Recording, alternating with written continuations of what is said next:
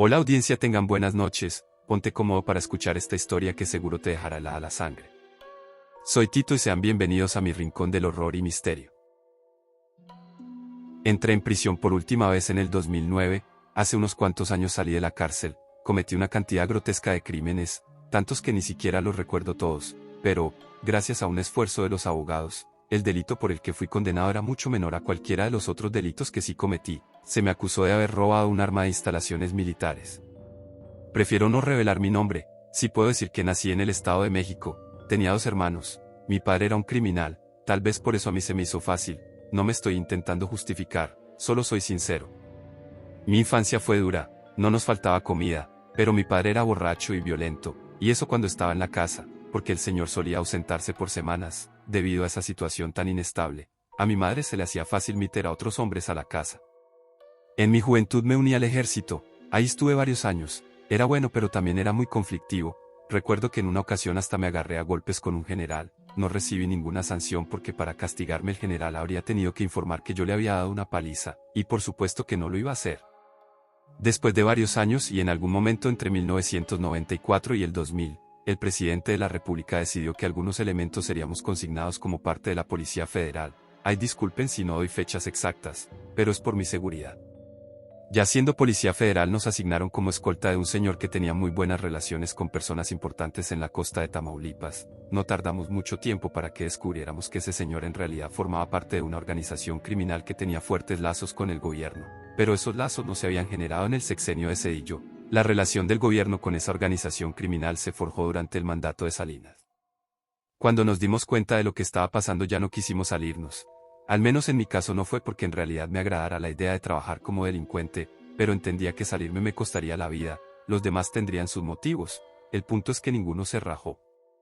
Ya siendo oficialmente integrante de la compañía criminal del jefe, viajamos hasta Oaxaca, a visitar a una persona que tenía un altar a la Santa Señora de la Muerte y de las Sombras, que es Iku, un orisa de la religión yoruba, pero aquí en México se le conoce como la Santa Muerte.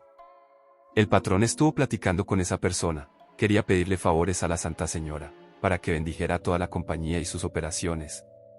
El patrón y la persona del altar estuvieron hablando un buen rato. Esa fue la primera vez que yo escuché algo sobre la religión yoruba. Esa persona le estaba explicando al jefe que el Orisa Iku es el encargado de recoger las almas de aquellos a quienes ya se les terminó el tiempo.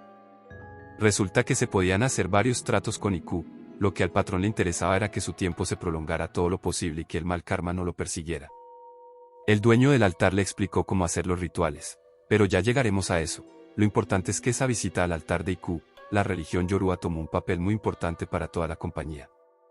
Se volvió tan importante que al año siguiente, uno de nosotros se volvió babalawo, que vendría a ser el equivalente de un brujo o un sacerdote, pero yoruba.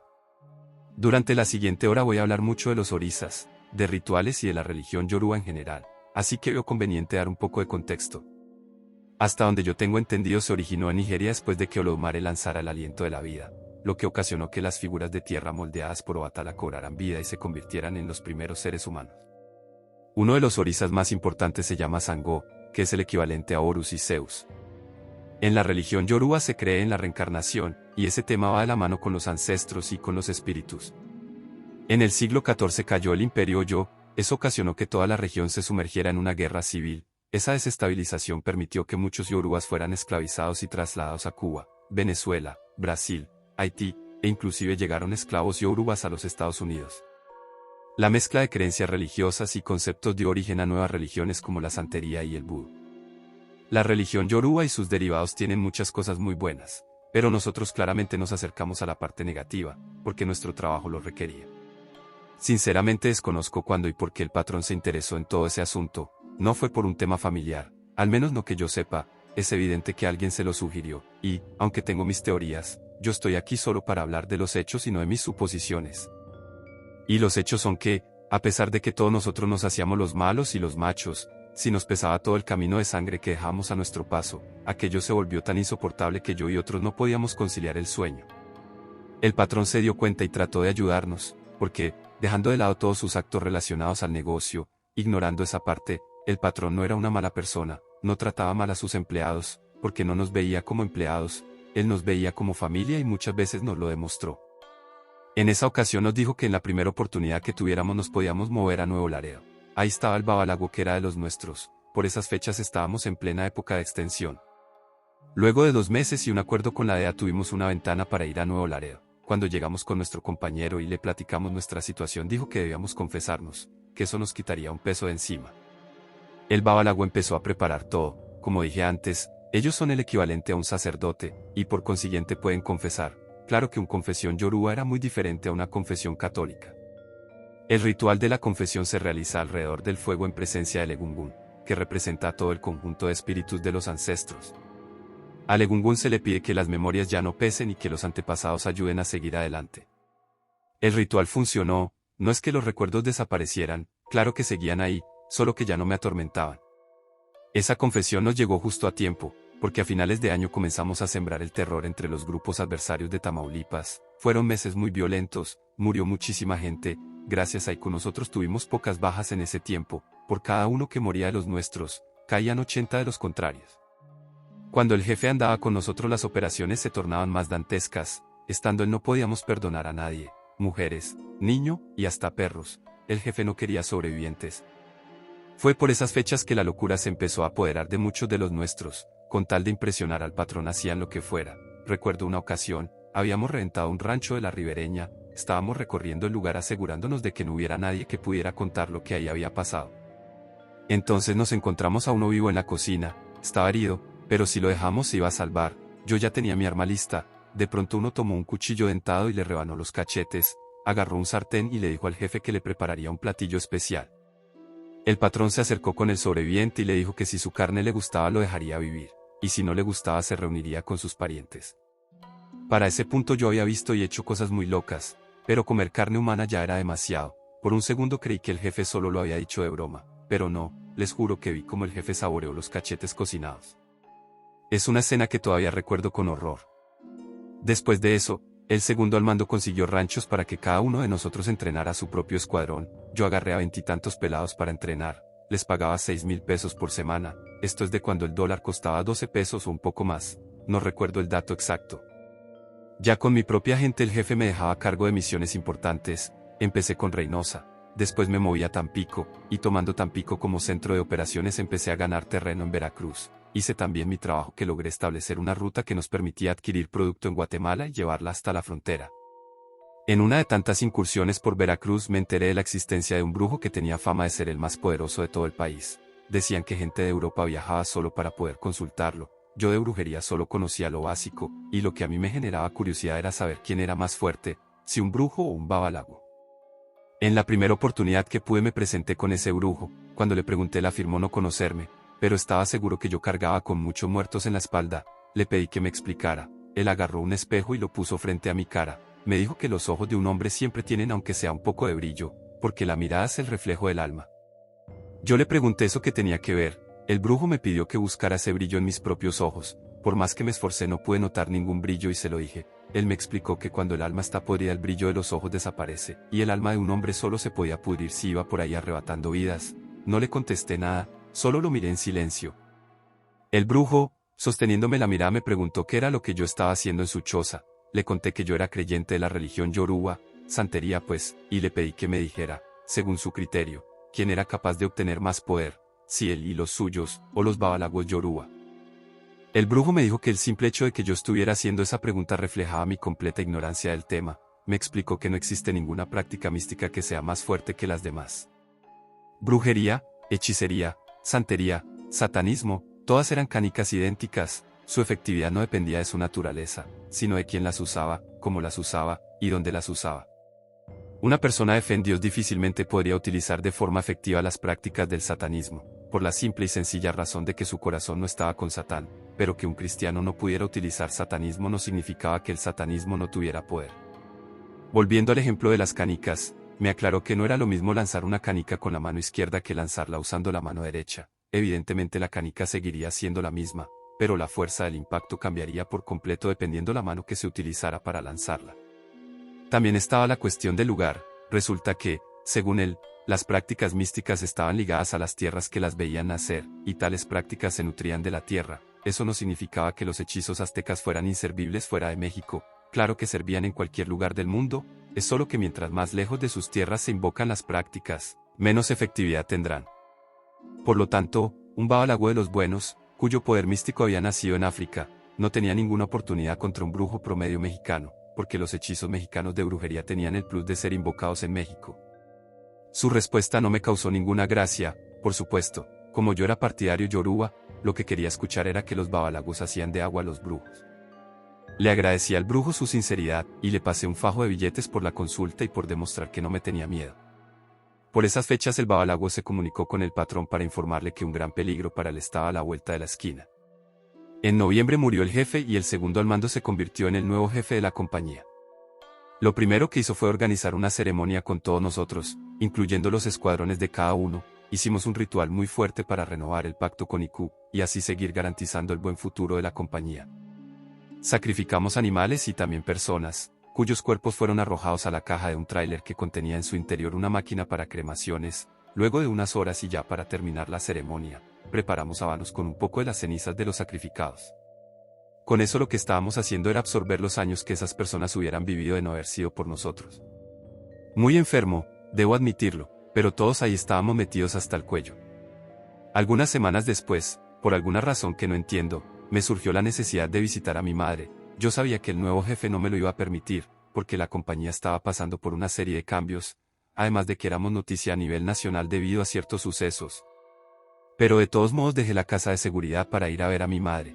Llegar desde Matamoros hasta el Estado de México no iba a ser sencillo, obviamente no podía tomar un vuelo comercial, y tampoco podía agarrar una de las naves de la compañía porque quedaría registro de mi imprudencia.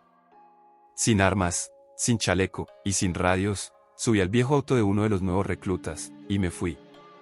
Como era de esperarse, no llegué muy lejos, había recorrido menos de 10 kilómetros cuando un helicóptero me cerró el paso. Era la mano derecha del nuevo patrón. Yo sinceramente creí que iban a matarme, pero ese compa se portó bien. Nos conocíamos desde que ambos marchábamos en las filas del ejército. Me pidió una explicación, yo le dije la verdad, que quería ver a mi madre. Él no respondió nada, solo movió la cabeza dándome a entender que lo que yo estaba haciendo era una estupidez pero que entendía. Me bajó del auto y ambos subimos al helicóptero. Desde el aire rafagueó el auto y luego lanzó una granada a un costado para que el auto se dañara pero que quedara evidencia de los impactos de bala.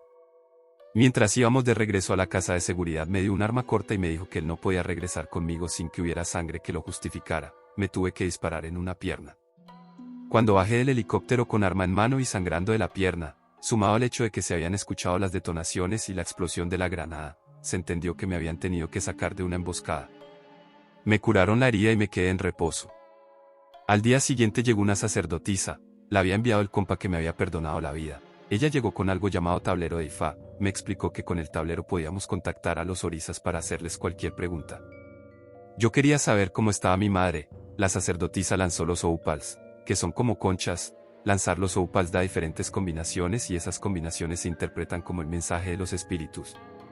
La respuesta que obtuve al preguntar por mi madre fue que estaba pasando por momentos de mucha angustia, que la incertidumbre no la dejaba dormir. No estaba preocupada por mí, estaba preocupada de que le hicieran algo a ella o a mis hermanos por mi culpa. Oír eso fue decepcionante, me hizo recordar todos los malos momentos de mi infancia. La sacerdotisa me preguntó si yo quería consultar alguna otra cosa con los espíritus. No tenía más preguntas para los espíritus, pero sí tenía algunas preguntas para la sacerdotisa. Yo le pedí que me explicara todo sobre el tablero de Ifá. Ella empezó diciéndome que el tablero de Ifá funciona con permiso de Olofín, que es el título divino por el que se conoce a Odúa, que es el orisa de la creación. Básicamente Olofín vendría a ser Cristo, que era el título divino por el cual se conoce a Jesús. Por lo tanto, el tablero de Ifá funcionaba con la bendición de Jesucristo. El tablero de Ifá tenía un total de casi 300 Odu Ifá. Esos Odu Ifá son las unidades de algo que se podría entender como un banco universal y atemporal de información. Las respuestas que da el tablero vienen de ese archivo místico, y debido a eso, en algunas ocasiones preguntas sencillas podían tener respuestas innecesariamente complejas. Para situaciones como esa había que tener un amplio conocimiento de la ley hermética de correspondencia. Es algo difícil de entender en su totalidad, pero se puede reducir deliberadamente a una frase, como es arriba es abajo. Mediante el tablero de Ifá se pueden obtener conocimiento prácticamente ilimitados, desde el origen del universo, el reino de los muertos, profecías, el mundo espiritual, hechizos, rituales, vidas pasadas y vidas futuras. Claro que, mientras más ambiciosa sea la pregunta, más específica debe ser. El ejemplo que me dio la sacerdotisa fue: no es lo mismo preguntar cuál es tu misión, que preguntar cuál es tu destino. Misión y destino forman parte del futuro, pero uno es la mano izquierda y otro es la mano derecha. Además, las manos tienen dedos, y cada dedo tiene sus propios huesos. Aparte, hay consultas que no se pueden hacer de la forma tradicional. Es necesario realizar una modificación importante en los opals. Deben cambiarse. En lugar de conchas se deben utilizar molleras de bebés recién nacidos. De esa forma la consulta a los espíritus ya incluye un sacrificio. Luego de aclarar todas mis dudas, la sacerdotisa procedió a retirarse. Pasó mi tiempo de recuperación y volví a las calles. En una ocasión, mientras andábamos en Tampico, conocí a una muchacha, preciosa la condenada, piel blanca, ojos azules, güerita de buena silueta. Habíamos llegado a un restaurante, quitamos teléfonos, cubrimos las ventanas y cerramos las puertas. Nadie podía salir ni entrar hasta que nosotros nos fuéramos. A cambio, todas las personas podían pedir lo que quisieran, nosotros pagaríamos todo por causar molestias. Mientras comíamos, en una mesa al fondo, estaba ella sola, tomando una copa de vino. Lo primero que pensé fue que su acompañante podía estar en el baño, pero cuando volteé a verla luego de 10 minutos ella seguía sola. Le hablé a uno de los meseros y le dije que fuera a preguntarle a ella por qué estaba sola. El mesero fue con ella y cuando regresó me dijo que su novio se había retrasado debido al tráfico, pero como nosotros habíamos llegado a cerrar todo pues tendría que cenar sola. Estuvimos ahí como 3 horas, nos levantamos y fuimos hacia la salida, pero antes yo me acerqué rápido con aquella belleza de mujer y le di un fajo de puros de a $500. Le comenté que si aceptaba salir conmigo tendría eso y más. Ella volteó a verme, dejó el dinero sobre la mesa y me dijo, ya se van tus amigos, no te vayan a dejar. Luego se levantó y se fue hacia el baño dejando el dinero ahí. Me retiré del lugar. Ya estando arriba de las camionetas se nos acercó el dueño del restaurante para agradecernos la visita. Yo le dije que en tal mes había dejado un fajo de billetes, que lo agarrara pero que en mi siguiente visita tendría que decirme todo acerca de la mujer. Si ella tenía citas médicas, yo quería saberlo. Unos meses después la vi en la televisión.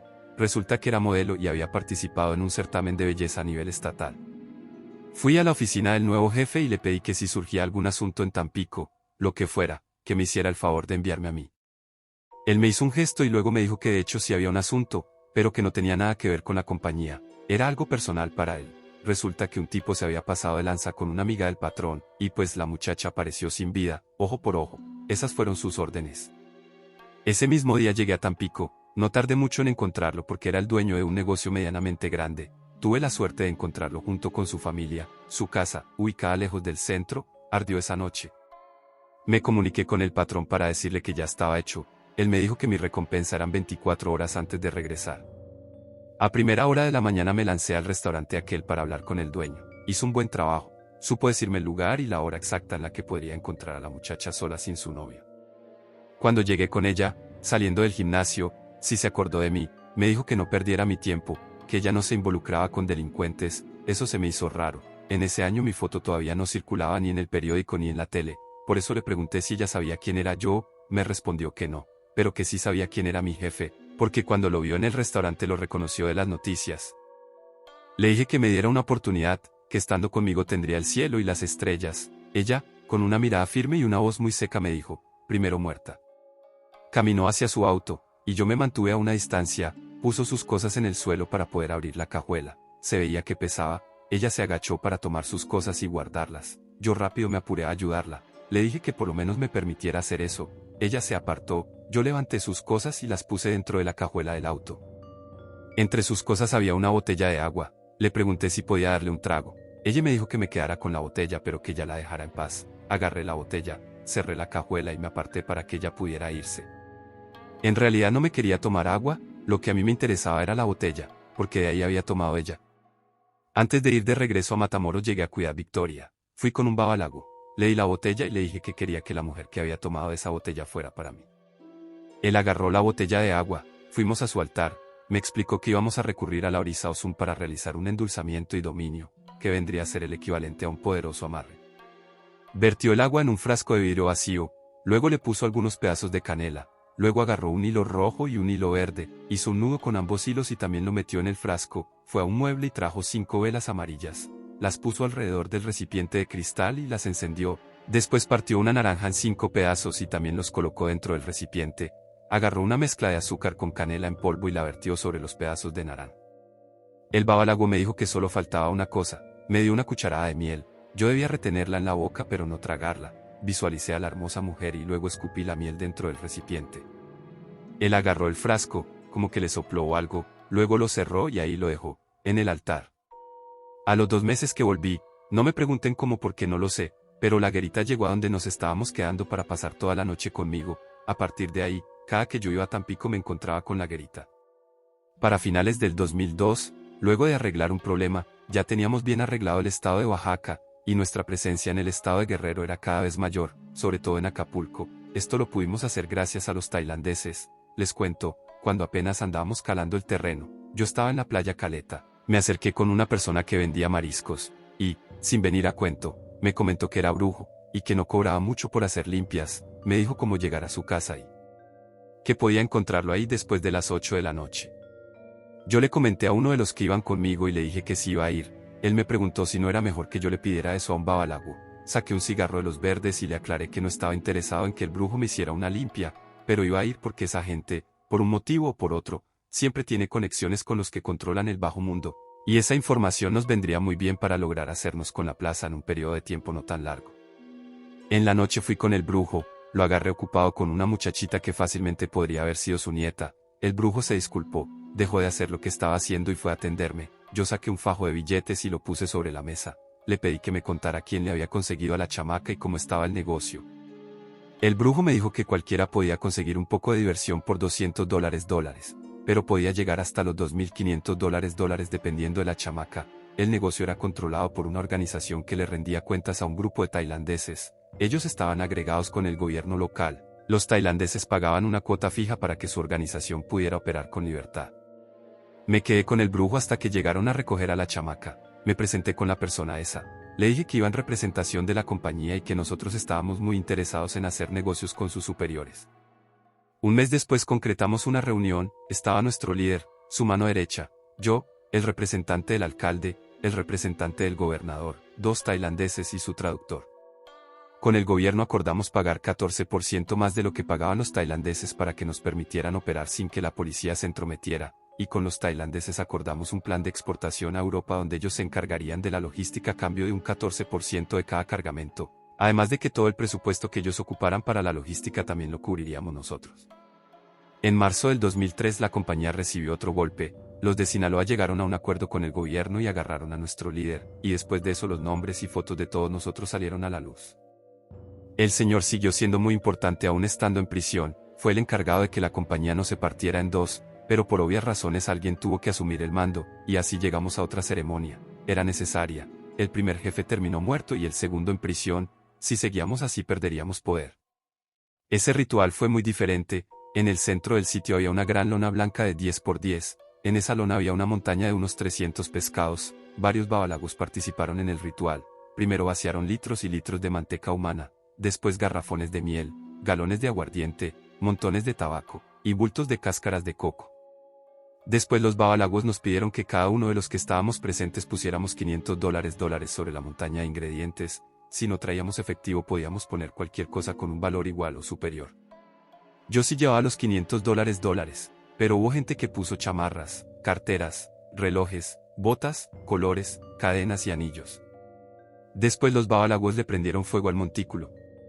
Al paso de algunos meses las cosas parecían estar más estables, lo suficiente como para que uno de los compañeros pidiera permiso de ordenarse babalago.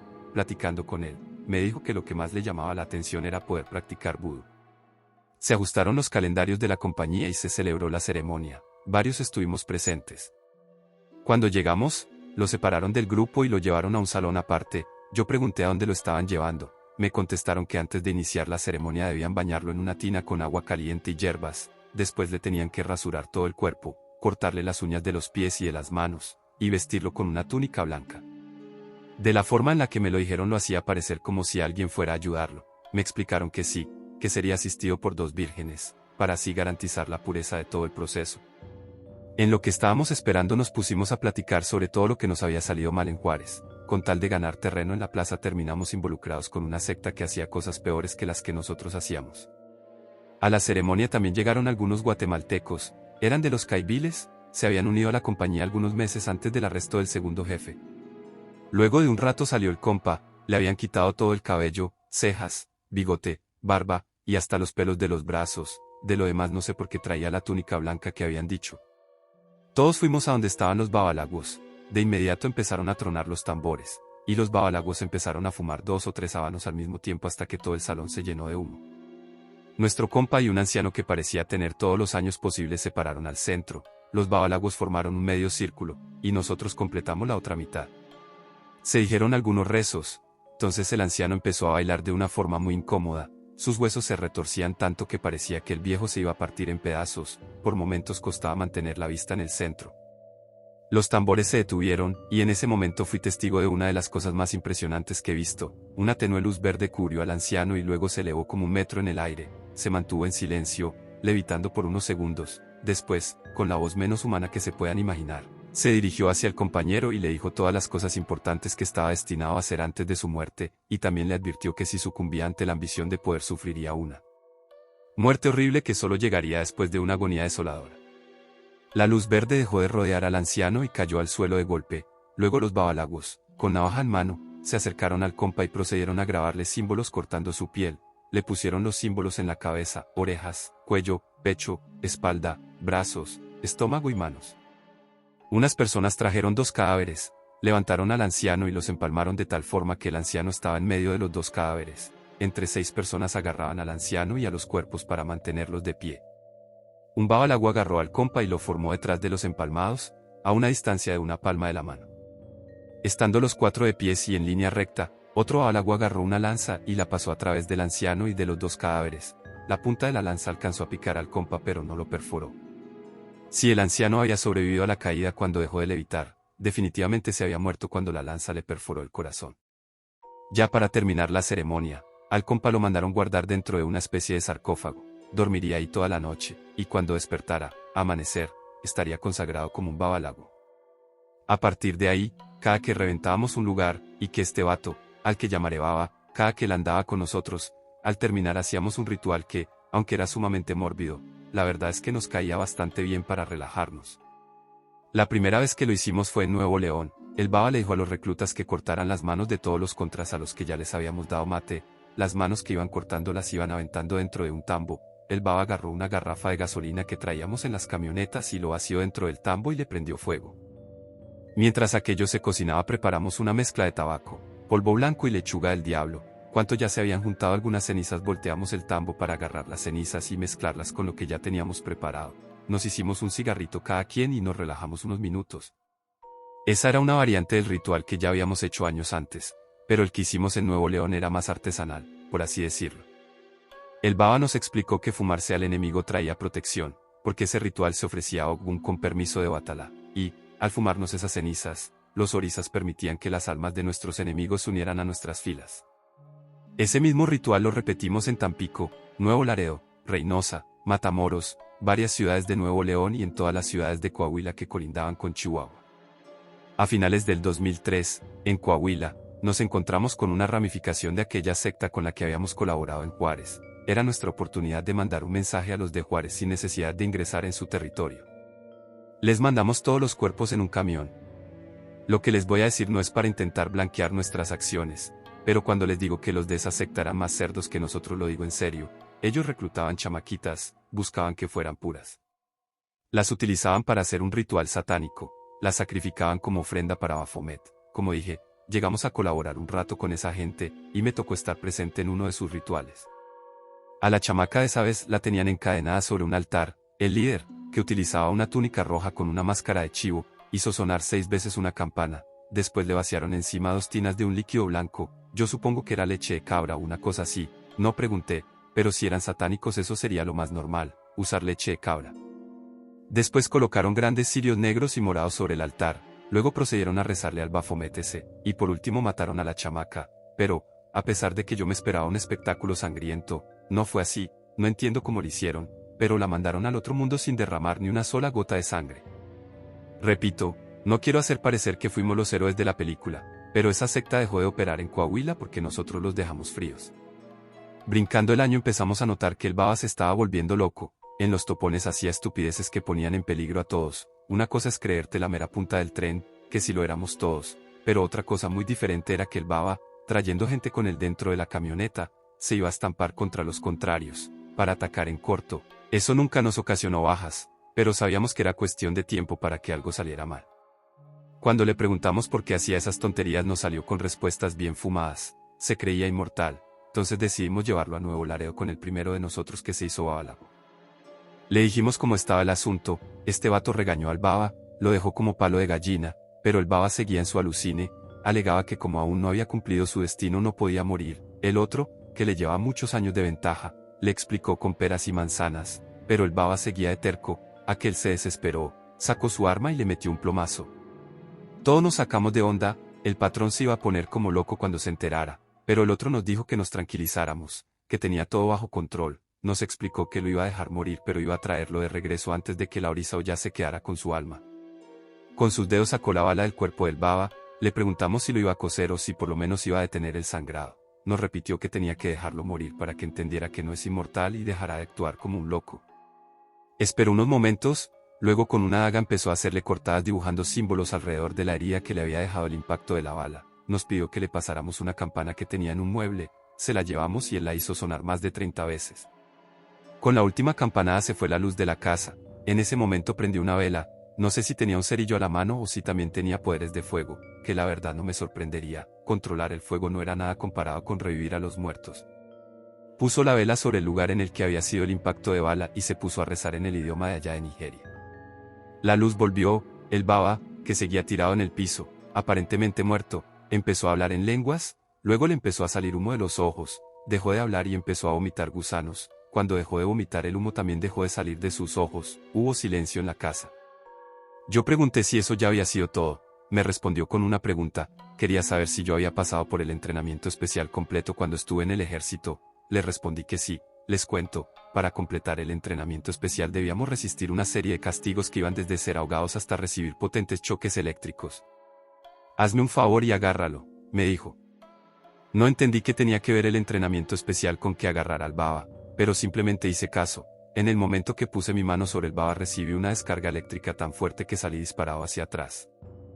En ese momento el baba se enderezó, nosotros no lo podíamos creer, y él estaba muy asustado, preguntó qué había pasado. Yo, mientras me ponía de pie, le dije, ese mendigo loco te mató y te revivió, a ver si con eso ya te calmas. Si le sirvió de escarmiento porque ya no volvió a hacer tonterías que pusieran en peligro las operaciones. Unos meses después visitamos Michoacán, ya habíamos ido antes, y habíamos apalabrado algo con los hermanos que controlaban la zona, pero era hora de que se alinearan con nosotros, porque gracias a nuestros negocios estaban ganando mucha feria, si bien no terminaron de integrarse con nosotros. Si pactamos una colaboración más cercana y limamos algunas pequeñas asperezas. Teníamos controlado Tabasco, porque era nuestra conexión con Guatemala, porque Chiapas era compartido y eso no nos gustaba, por eso nos hicimos con Tabasco. Teníamos bajo nuestro control las rutas que pasaban por Oaxaca, Guerrero, Michoacán, Jalisco, Nayarit, Zacatecas y San Luis. Podíamos mover mercancía en esas plazas porque Veracruz nos servía como puente entre Tabasco y Oaxaca. Nayarit nos servía de puerto para cruzar mercancía hasta Baja California Sur. Gracias a Nayarit evitamos meternos en las plazas de Sinaloa, Juárez y Tijuana. Como es evidente, nuestra presencia en el Pacífico era muy fuerte, y aparte controlábamos el Golfo. Nada entraba ni salía de Veracruz sin que nosotros nos diéramos cuenta.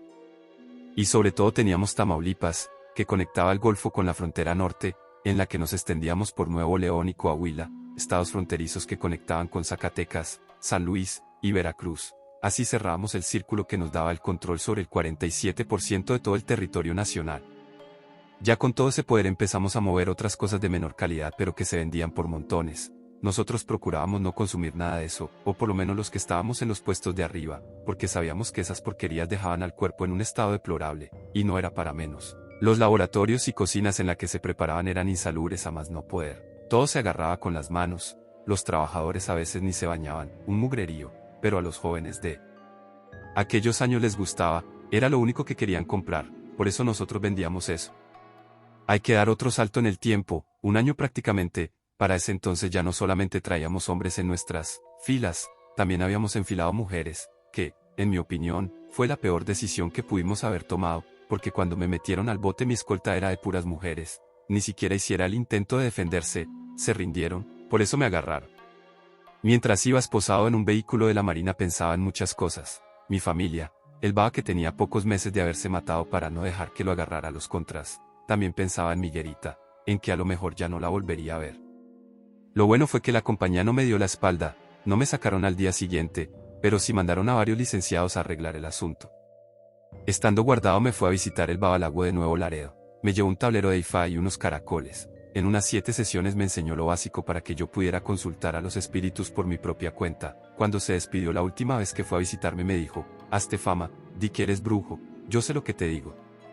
Le hice caso, y así como que no queriendo la gente se fue enterando que yo podía hablar con los espíritus, empezaron a conocerme como el santero, pero luego llegó al penal un santero de Tepito, le habían encontrado restos humanos en su altar, entonces, para no confundirnos a él le decían el santero con S, y a mí el santero con Z, las ironías de la vida. Gente de otras organizaciones iban a mi celda para consultar el tablero. Así pude enterarme de muchas cosas, sobre todo de los de Sinaloa, porque esa raza tenía gente ahí como castigo, no estaban intentando sacarlos porque ellos mismos los habían metido, entonces esa gente hablaba, yo como correspondencia no les cobraba la consulta.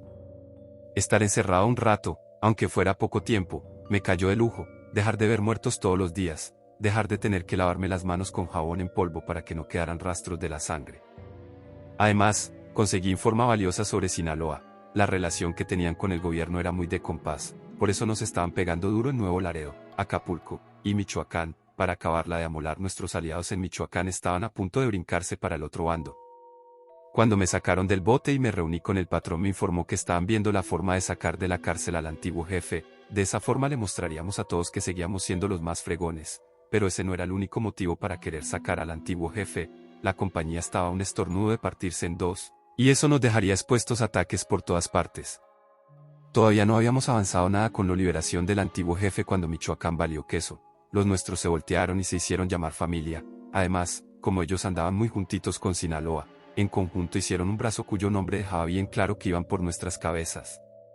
Y de pronto lo de la liberación se fue al caño, porque lo mandaron para Estados Unidos, eso significaba que aparte de tener broncas con Sinaloa, Michoacán, y el grupo que era de ambos, a la vuelta de la esquina estaba esperando la separación de la compañía. Pero mientras tanto debíamos seguir operando con normalidad.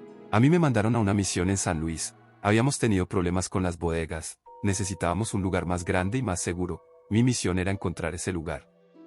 Estando en un bar, a las 2 de la mañana, escuché una conversación muy interesante, un tipo le estaba diciendo a otro sobre unos túneles subterráneos en la capital, decía que los había construido la iglesia durante la Inquisición, el otro le respondió que esas eran puras patrañas, que ya había escuchado antes de esos túneles pero eran una mentira. Empezaron a alegar, entonces otros 2 llegaron con ellos, se unieron a la plática y entre los 4 no lograron ponerse de acuerdo si los mentados túneles eran reales o no. Fue así que tuve una idea, buscaría esos túneles, y si los encontraba sería en la bodega, porque no podía existir un lugar más seguro que aquel que la gente ni siquiera sabe si en verdad existe. Me habían dado $2 millones para la misión, claro que yo no podía disponer de todo ese efectivo, siempre nos daban mucha lana sabiendo que no era necesario gastarla toda, pero haciendo eso, cuando alguien regresara alegado que usó toda la feria sabrían que los había clavado y por lo tanto le darían cuello. Entonces, yo, de esos 2 millones, podía gastarme como mucho la mitad, pero aún así, $1 millón era más que suficiente para encontrar esos túneles, si es que en verdad existían. Fui a las mejores universidades del estado, recluté historiadores, ingenieros, arquitectos, y gente que era experta en todo lo que tiene que ver con el suelo. En 15 días encontramos los túneles. Después empezamos con las excavaciones, para eso los ingenieros y los arquitectos consiguieron raza. Cuando terminamos las excavaciones empezamos con la exploración y la delimitación del área que yo usaría, para eso tuvimos que encontrar otras posibles entradas y levantar muros, para que, en caso de que alguien llegara a los túneles por esas otras entradas, no tuviera forma de colarse en la zona que yo usaría como bodega. Un día de tantos, algunos obreros llegaron corriendo hasta donde estaba yo, venían pálidos, algo los había asustado, yo pregunté qué era lo que había pasado y ellos me dijeron que habían encontrado una bruja. Los demás obreros que oyeron se empezaron a poner nerviosos, saqué mi arma y les dije que se dejaran de tonterías porque estaban asustando a los demás, pero ellos me juraron por su madre que de verdad habían encontrado una bruja. Ahí decidí creerles, porque nadie es tan tonto como para arriesgarse a recibir una bala por andar inventando brujas.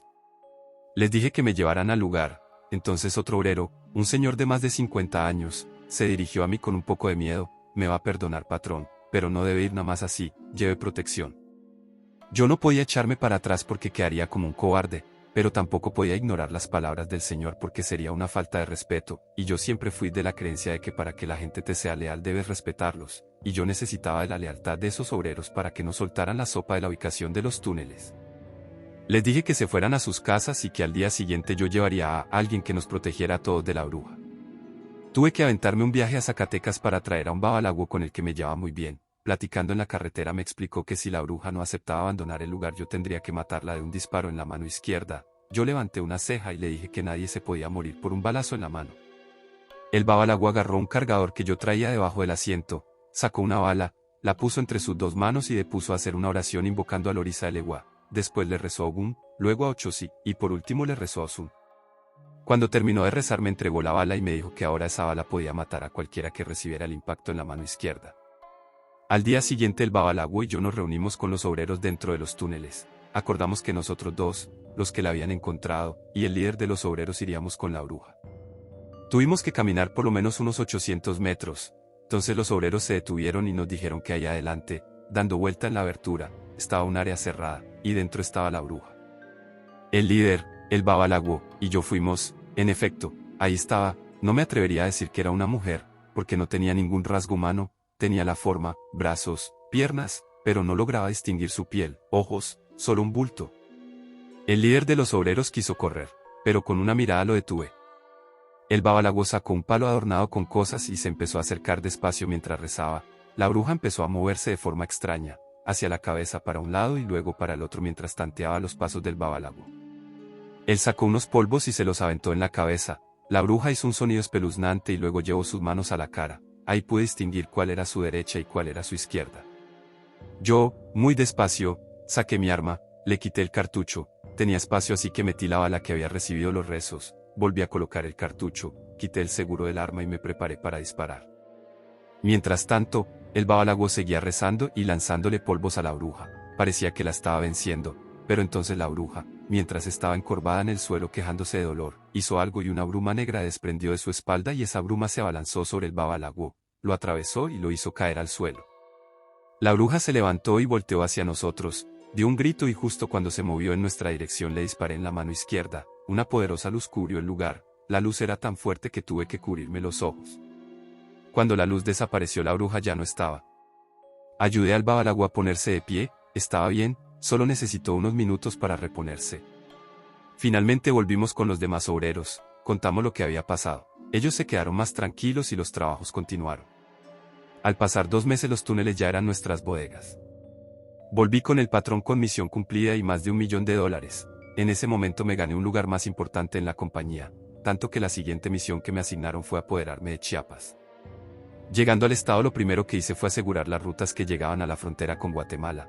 Tuve que contratar gente para que me ayudaran vigilando el terreno. No fue muy difícil irme ganando día a día a los pobladores, porque en aquel entonces parecía que el gobierno se había olvidado que Chiapas formaba parte de México.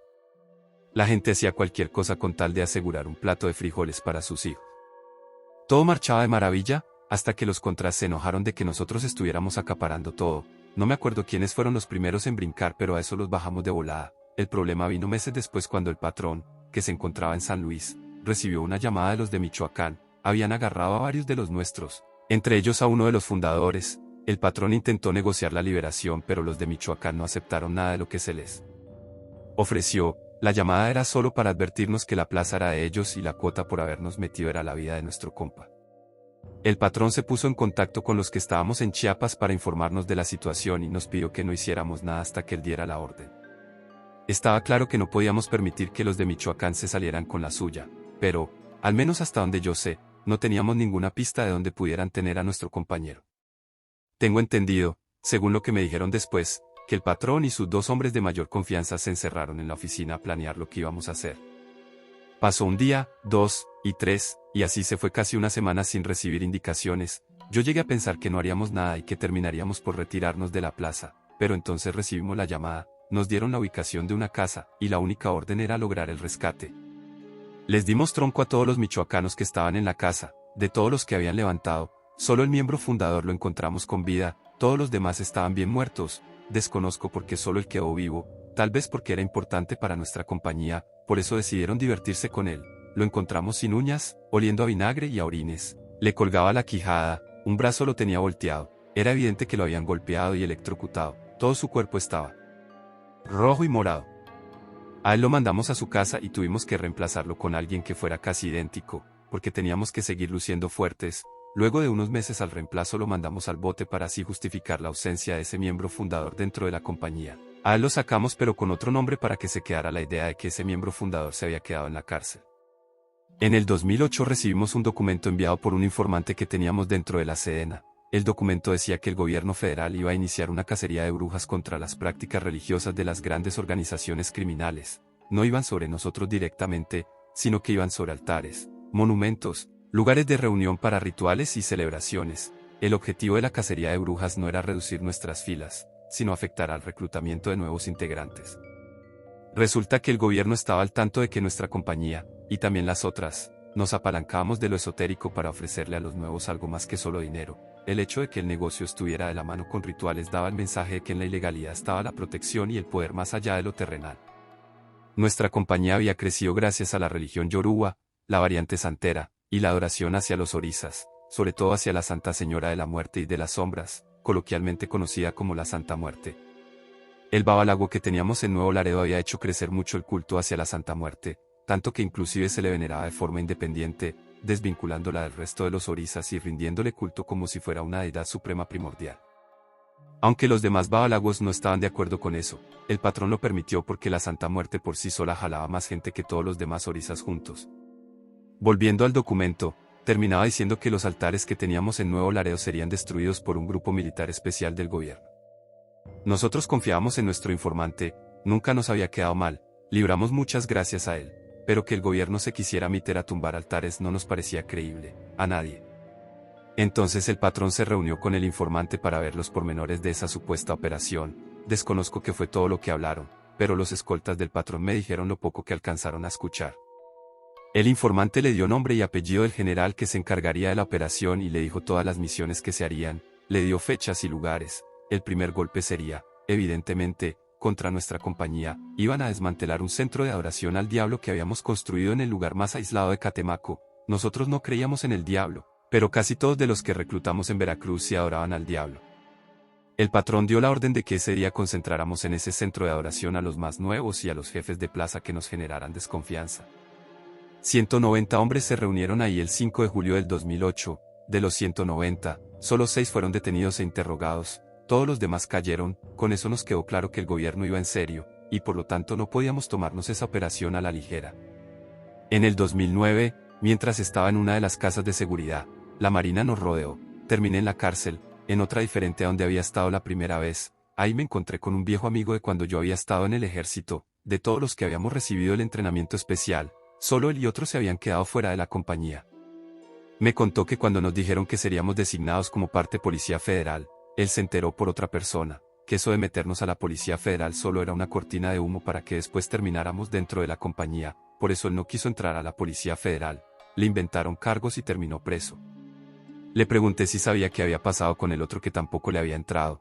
Me dijo que no estaba seguro, pero que al parecer había llegado a un acuerdo con el gobierno y lo tenían encerrado en un centro psiquiátrico. Él quería saber qué había hecho yo para que la compañía dejara que me encerrara. Yo me reí confiado y le comenté que no iba a durar mucho ahí, que en pocos días llegarían los licenciados y empezarían a mover el asunto. Y así fue. Primero lograron que mi sentencia fuera infinitamente menor que la que realmente me merecía. Por desgracia, antes de que lograran sacarme pasó lo inevitable. La compañía se partió en dos y comenzó una guerra que no terminaría pronto y que ocasionó que ya no intentaran sacarme del bote, porque ambos bandos tenían mejores cosas que hacer. Sabiendo que mi estancia dentro de la prisión me ponía en peligro de muerte, decidí tatuarme un hacha, símbolo del orisa Ogún, que era el dios de los guerreros, y, hasta donde tengo entendido, es el más antiguo de todos los orisas. Después de tatuarme empecé a investigar mucho sobre Ogún. Cada que Miguelita iba a visitarme me llevaba libros. Me gustaría compartirles un poco de todo lo que estudié. Ogún no solo es un orisa guerrero perteneciente a la primera generación de dioses, sino que también le entregó el fuego a los humanos, les enseñó a crear armas. En los tiempos antiguos pedía a los guerreros que al ganar una batalla les llevaran a sus enemigos para que él se los pudiera comer. De hecho, las primeras tribus de personas que comían a otras personas surgieron debido a Ogún. Dada su naturaleza bélica y sanguinaria es que era tan importante para nosotros. Cuando empecé a leer mitología griega y romana noté que Ogún tenía muchas similitudes con el dios Ares y con el dios Marte. pero luego de varios meses leyendo muchos libros entendí que Ogún tenía más similitud con Zeus que con Ares. En la mitología mesopotámica también encontré un dios equivalente a Ogún, se llama Enki, en la India lo conocían como Indra, en Egipto le llamaban Horus, y los antiguos pobladores de México lo conocían como Quetzalcóatl. Pero así como Ogún era similar a todos esos dioses, también era equivalente al demonio Baal. A lo que quiero llegar con todo esto es que un ser como Ogún podía ser adorado o temido, podía ser descrito como un dios o como un demonio, porque era el bueno de la historia para aquellos que recibieron su ayuda, y fue el malo del cuento para aquellos que fueron víctimas de su destrucción. Lo mismo ocurrió con nuestra compañía. Éramos los buenos para nuestras familias y para las familias de todos los que podían comer gracias a los negocios que teníamos, y éramos los malos para las familias de todos los que recibían una bala. No existe ni el bien ni el mal, todo se trata de la perspectiva, depende del ángulo desde el que se vean las cosas. Insisto, en ningún momento estoy tratando de blanquear todo lo que hicimos, pero, por dar un ejemplo, cuando llegamos a Chiapas y repartimos dinero a todos aquellos que se unieron a nuestras filas no estábamos haciendo un mal, todo lo contrario, pusimos comida en las mesas de cientos de familias, los de Michoacán no hicieron eso, por eso pudimos meternos, porque la gente siempre va a recibir la ayuda con los brazos abiertos. Las personas trabajan para compañías como en la que yo estuve porque el gobierno se olvida de que existen, los padres tienen que alimentar a sus hijos, y si no tienen trabajo y el gobierno no los ayuda, ellos mismos van a buscar la ilegalidad y la violencia va a seguir perpetrada en México mientras no se elimine el hambre del pueblo. Esto lo aprendí en la cárcel luego de leer y leer hasta que me lloraran los ojos. Así pasé mi condena, leyendo y escuchando, y las cosas que escuché fueron muy interesantes, me enteré de todo lo que ocurrió con la compañía después de que caí en la cárcel por última vez. Pero, precisamente porque yo estaba encerrado no puedo contarles con precisión cómo fue que ocurrieron las cosas. A partir de este punto todo lo que yo voy a contar es la información que llegaba hasta la cárcel, por la fuente sé que toda la información es cierta, pero de lo que no estoy seguro es de que el orden en el que se los voy a contar sea el correcto. El desbarajuste empezó en San Fernando, era el único lugar en el que podía empezar, porque ahí era donde la compañía entrenaba a los nuevos reclutas que se unirían a las filas de nosotros, los que habíamos sido militares. Al campo de entrenamiento llegaron los otros de la compañía, los que eran de la línea de los amigos del expresidente Salinas, gente cercana al sobrino del difunto señor Guerra. Me referiré a nosotros como los exmilitares, y al otro grupo como los Guerra. Entonces, los Guerra llegaron al campo de los exmilitares en San Fernando, y llegaron con intenciones hostiles, como los agarraron desprevenidos mataron a muchos, pero antes de que los Guerra pudieran salir de San Fernando llegaron un montón de exmilitares y les dieron en la torre. Era evidente que aquel suceso no se quedaría así. Los exmilitares coordinaron ataques simultáneos contra los Guerra en Reynosa, Matamoros y Nuevo Laredo, porque eran las ciudades más importantes. También hubo enfrentamientos en muchas otras plazas. Los Guerra ganaron la mayoría de aquellos enfrentamientos, pero los exmilitares ganaron en las plazas más importantes. Los exmilitares no tenían miedo de perder cientos de hombres, porque tenían miles, y si había que cortar un brazo para salvar el cuerpo, lo iban a hacer. Los Guerra sabían que las llevaban de perder contra los exmilitares. Así que limaron asperezas con Michoacán y Sinaloa, y entre los tres empezaron a darle plomo a los exmilitares. La ciudad que más se vio afectada fue San Fernando. Hubo tantos caídos en esa ciudad que al año siguiente las autoridades reportaron haber encontrado decenas de fosas comunes a lo largo y ancho de San Fernando. Para los exmilitares se volvió insostenible mantener San Fernando como base de operaciones, fue por eso que decidieron moverse a Nuevo Laredo. Si de por sí la ciudad ya era un desastre, cuando los exmilitares se concentraron ahí empezó lo más fuerte. Había bloqueos, cuerpos colgados de los puentes, casas incendiadas, familias completas desaparecidas, pero Nuevo Laredo no era San Fernando, no podía haber fosas donde esconder los restos del conflicto, así que empezaron a desaparecer la evidencia con ayuda de ácido. El culto a la Santa Muerte fue esencial para que los exmilitares no vieran mermadas sus filas. Todo aquel que acudía a los altares, que tenía un collar o un tatuaje, todos ellos tomaron un arma y le entraron al quite, estaban convencidos que la Santa Muerte los iba a proteger. Por supuesto que eso no ocurrió, por más devotos que fueran de todas formas terminaban muertos.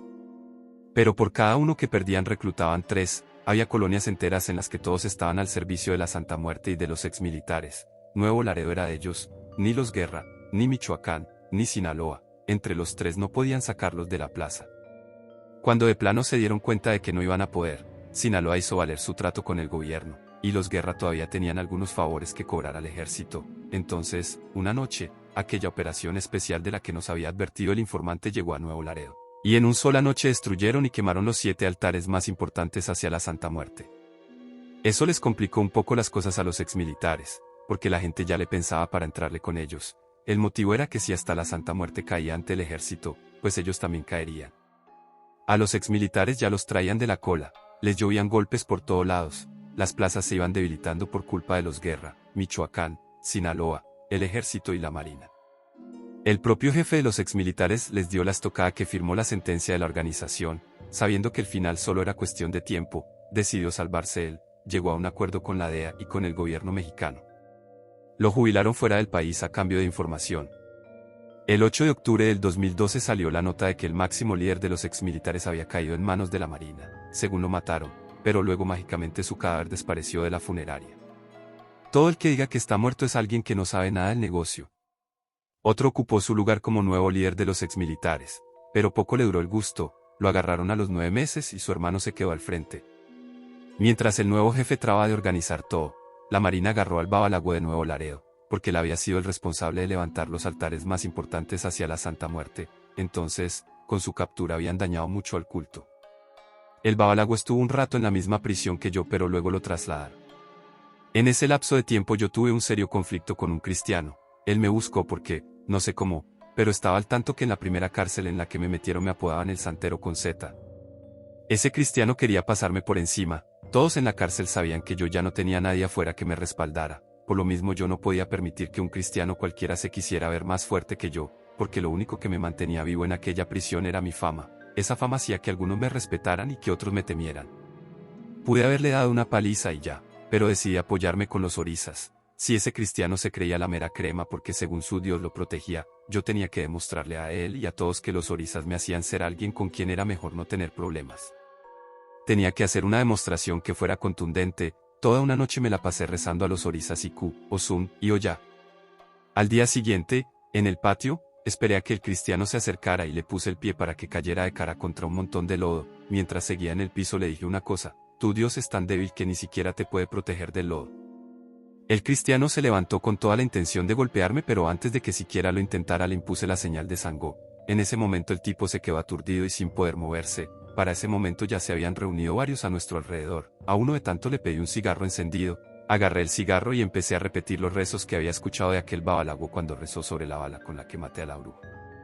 Yo deducía que al tratarse de un cigarro y no de una bala no lo podría matar, pero algún daño le iba a hacer, y ese era el punto. Cuando terminé de rezar apagué el cigarro sobre la frente del cristiano. En ese momento al tipo le empezó a salir espuma de la boca, luego me fui, no supe qué pasó exactamente con él, pero la siguiente vez que lo vi usaba silla de ruedas. Después de muchos meses finalmente recuperé la libertad al cumplir mi sentencia. Saliendo lo primero que hice fue esconderme en lo que me ponía al corriente de noticias. Una de las tantas cosas que quería saber era si mi cabeza tenía precio, pero eso solo lo sabría si alguien empezaba a buscarme, y para que alguien me buscara primero yo me tenía que esconder. Estando escondido, la primera noticia que me llegó fue que el operativo del gobierno contra las prácticas religiosas de los criminales había terminado. Su último golpe lo dieron en Ciudad Juárez. Desmantelaron aquella secta con la que nosotros nos habíamos involucrado y que después nos peleamos. Luego me enteré que tanto los exmilitares como los Guerra habían quedado divididos en varias facciones: escorpiones, metros, ciclones, rojos, panteras, vieja escuela y noreste. Eso fue lo último que supe de ellos, allá entre 2015 y 2016. Cuando me enteré que estaban todos divididos me quedó claro que ninguno de ellos iba a buscarme, así que salí de mi escondite y me moví para Tampico para ver a Miguelita, pero cuando llegué a su departamento la encontré sin vida y con una cartulina clavada en su cuerpo que decía: para que no te queden ganas de volver. Después de eso me puse en contacto con uno de los exmilitares al que consideraba mi amigo y yo sabía que él no me iba a jugar sucio. Le pregunté quién había sido el responsable. Lo que me dijo es que no había sido nadie de Tamaulipas. Las malas lenguas decían que había sido Michoacán o Sinaloa. Yo no entendía qué interés podrían tener esos en mi persona como para querer mandarme ese mensaje. Mi amigo me recordó que yo había sido uno de los buenos, y que los enemigos querían asegurarse de que yo no volviera al juego. Esa llamada fue la última vez que tuve contacto con mi amigo. No dudaba de las palabras de mi amigo, pero tenía ese sentimiento de querer estar completamente seguro. Así que lancé los caracoles y consulté el tablero de IFA. Yo quería saber la identidad del responsable. Por la descripción que me dio el tablero pude deducir que se trataba del jefe de la plaza michoacana. Ese vato siempre nos odió, decía que nos creíamos peces gordos nada más por haber estado en el ejército. Por un tiempo estuve pensando en volver a mi antigua vida, no por el dinero, lo que yo quería era cobrar venganza, pero al final no hice nada. Entendí que todo el que la hace la paga, A mí me tocó pagar con la muerte de Miguelita, y al desgraciado que la mató ya le tocará pagar cuando alguien le haga lo mismo a su familia.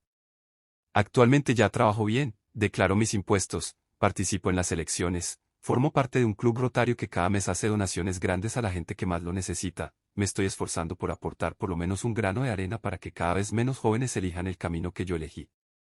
Y si por primera vez me atrevo a contar mi historia es precisamente para dar a conocer todos los horrores que tuve que pasar por haber tomado malas decisiones. Y hasta acá el relato de hoy, fue largo, lo sé, pero quería ser detallista en lo que engloba esta historia. No olvides de suscribirte, y darle me gusta y comentar qué te pareció. Nos vemos en la próxima. Adiós.